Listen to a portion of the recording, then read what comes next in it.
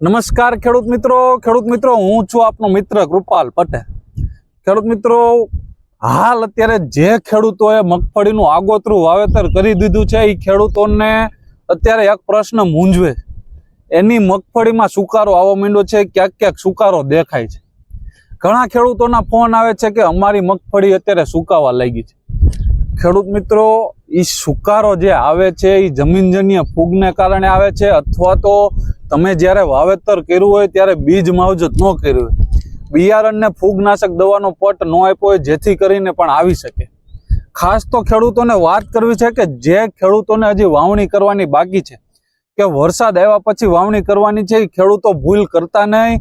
બિયારણને ફૂગનાશક દવાનો પટ આપીને જ વાવેતર કરજો, જેથી કરીને તમારે આ પ્રશ્ન ઊભો ન થાય। પણ હાલ અત્યારે જે ખેડૂતોને ફૂગ લાગી ગઈ છે, ઉકસુકનો રોગ આવી ગયો છે, સુકારો આવી ગયો, એ ખેડૂતોને ભલામણ કરવી છે કે હાલ એમાં દવાનો છંટકાવ કરવાની જરૂર નથી, પણ એમાં ડેલ્ચિંગ કરવું જરૂરી છે। કેમ કે ડેલ્ચિંગ કરવાથી મૂળ સુધી દવા પહોંચશે અને એ દવાનું રિઝલ્ટ તરત દેખાશે। ખેડૂત મિત્રો, સારી એવી ફૂગનાશક દવા છે કે કોઈ મેન્કોજેબ છે, કાર્બેડિઝમ છે, અથવા તો કોપર ઓક્સીક્લોરાઇડ છે, કોઈ પણ સારી એવી ફૂગનાશક દવાનું ડેલ્ચિંગ કરીને એને નિવારણ લાવી શકાય છે। જો ખેડૂત મિત્રો તમારે પીએચ સાથે આપવું હોય તો પીએચ સાથે આપવામાં બેસ્ટ પ્રોડક્ટ છે સ્ટાર પ્રોટેક્ટ। સ્ટાર પ્રોટેક્ટના બેક્ટેરિયા એકવાર આપણી મગફળીમાં આપી દો એટલે એ જમીનજન્ય કોઈ ફૂગ કે કૃમિ છે એની સામે રક્ષણ કરવાનું કામ આ સ્ટાર પ્રોટેક્ટના બેક્ટેરિયા કરશે।